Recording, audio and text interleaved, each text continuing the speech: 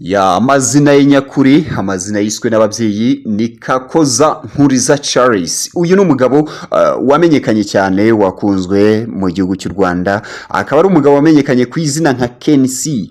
Uyu ni umugabo avukiye mu gihugu cy'u Rwanda ndetse akaba ari umushoramari, umuyobozi w'itangazamakuru, akaba ari nyirikipe y'umupira w'amaguru. Azwi cyane mu Rwanda no mu karere ka Afurika y'Iburasirazuba kubera imvugo ye ikakaye ndetse kutavuga menshi, yihishira gushyira amafaranga menshi muri siporo n'itangazamakuru, ndetse akaba ari umugabo wavukiye mu muryango w'abaherwe, yavukiye mu muryango wari uraho, yakuriye mu buzima burimo gukora cyane no kwihangana. Mu busore bwe yakoze imirimo myinshi cyane itandukanye, business nto, ubucuruzi buciriritse. Ibi byatumye agira ubunararibonye bwo gucuruza akiri muto. Yaje gutangira kuba umuherwe biturutse muri business, ubucuruzi.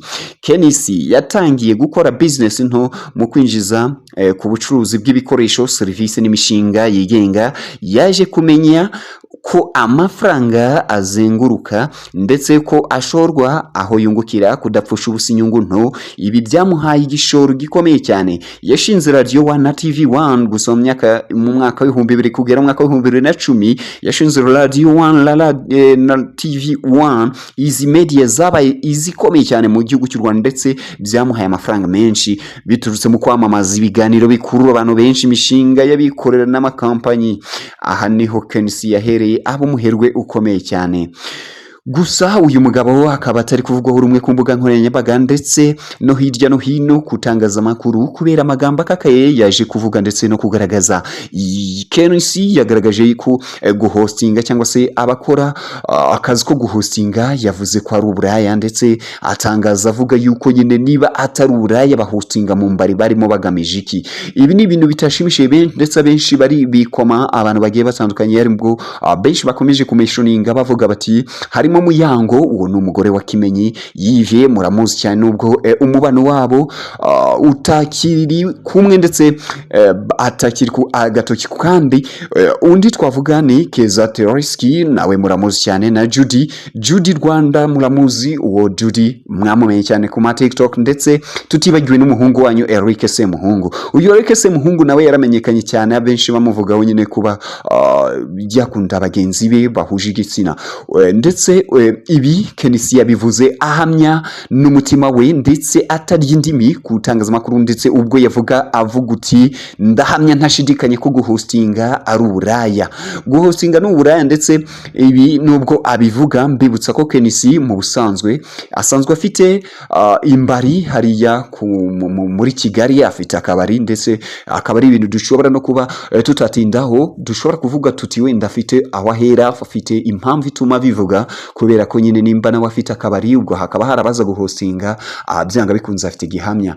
Uyu mugabo ndetse akaba ari ibintu byabaje benshi, dore yuko ni nyuma yuko hari umukobwa wifashe video ajya hariya avuga yuko Abanyarwanda urubyiruko muri rusanga ari abakene nta kintu bafite, ndetse Abanyarwanda akaba ari bo bantu haba mu rubyiruko abajene ari bo bakene bambere ari kubabona ku matelefone gusa no ku mbuga nkoranyambaga kandi mu mufuka nta kirimo. Ndetse akaba yarimo atakamba asaba inzego zigiye zinyuranye zisaba yuko zashyiriraho abantu ubushobozi ndetse urubyiruko muri rusange zikabonera akazi. Ni ibintu rero byaje kwikomwa na benshi, abandi bavuga bati ese niba uyu mwuga ari we twe dushoboye, niba ari we twebwe twishoboreye, biraza kugenda bite nimba ari byo twebwe twabashaga? Ni ibintu nyine abenshi bavuze bati turakora kiriya dutangire dusebyoye kandi aricyo dushoboye. Ubwo rero yakomeje kwita abantu uburaya, abandi bakavuga bati nimba Muyango koko atari uburaya, ni iki cyatumye atandukana n'umugabo? Muyango ati nawe uti akayivuga uti we ntiyashatse kuba yakwitwa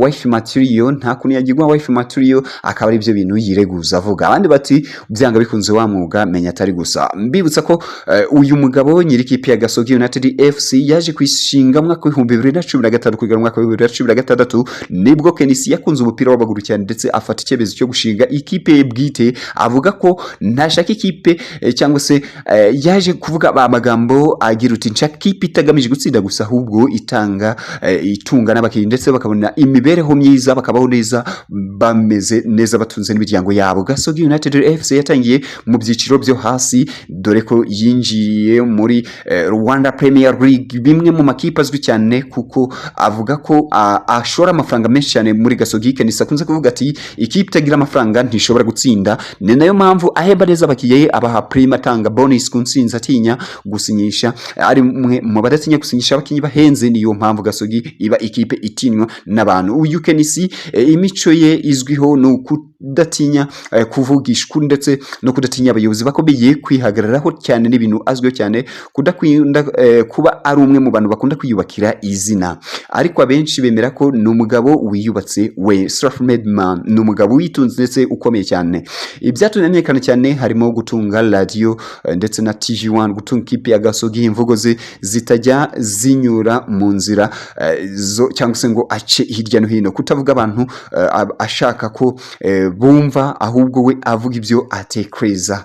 Uyu Kenisi ni umugabo nyine wagaragaje ko imbuga nkoranyambaga ndetse na siporo bishobora kugutunga. Ni umugabo wagaragaje ko nyine bimwe mu bintu ushobora gukora byakubeshaho ndetse ukabaho neza cyane ndetse ukaba ubaho mu buzima bwiza. Uyu Kenisi ndetse akaba nubwo yatangaje no magambo, ni umugabo ukunzwe n'abantu benshi cyane ndetse agakurura benshi ndetse kwitangazamakuru, dore ko abenshi bakunda ikiganiro cye we na mugenzi we. Uyu Kenisi nubwo ari umushoramari ndetse umuntu ukomeye cyane, yagaragaje yuko nyine ibyanga bikunze gukora cyane ndetse no gushyira imbaraga mu byo umuntu akora ari bimwe mu bintu bishobora kukuzanira inyungu ndetse ukaba waba umutunzi, waba umuntu ukomeye. Gusa nubwo abenshi bari kumwikoma bavuga bati ntago yakagombye kuvuga amagambo nk'ariya, ntago yakagombye gutangaza amagambo nk'ariya ku mbuga nkoranyambaga cyangwa se abivugira ku itangazamakuru rikurikiwe n'abantu benshi cyane, avuga ko guhostinga ari umwuga w'uburaya kandi ari ibintu bitunze imiryango hirya no hino, ari ibintu bitunze amafamiye agiye atandukanye, ariko we yabihamije avuga yuko ari uburaya ndetse bukomeye cyane. Ndetse n'ibintu abenshi bakomeje kwikoma bavuga ko nyine agomba kujyanwa mu butabera ndetse akajyanwa ikirego, bakabavuga ko cyageze ku rwego rw'ubugenzacyaha RIB ndetse akaba ashobora kuba yatabwa no muri yombi. Akaba ari ibintu nyine abenshi bakomeje kugaragaza banavuga yuko bitari bikwiye ko yabivugira ku itangazamakuru nk'umugabo nyine ukurikiranwa n'abantu benshi cyane ku mbuga nkoranyambaga. Ngayo nguko rero Kenisi mu butabera akaba ashobora kuba yanafungwa.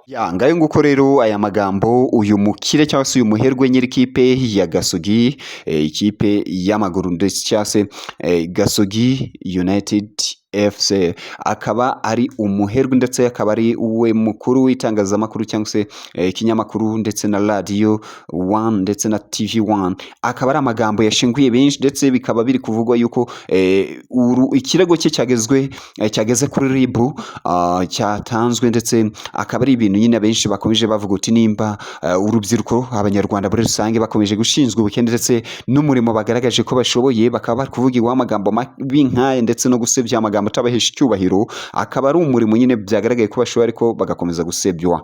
Ngayo nguko rero mwakoze cyane kubana natwe Kenisi muri RIB. Ngayo nguko rero icyo gukora urakizi, niba warubanye natwe bwa mbere bukakora subscribe ndetse usangize ku nshuti zawe. Murakoze murakarama.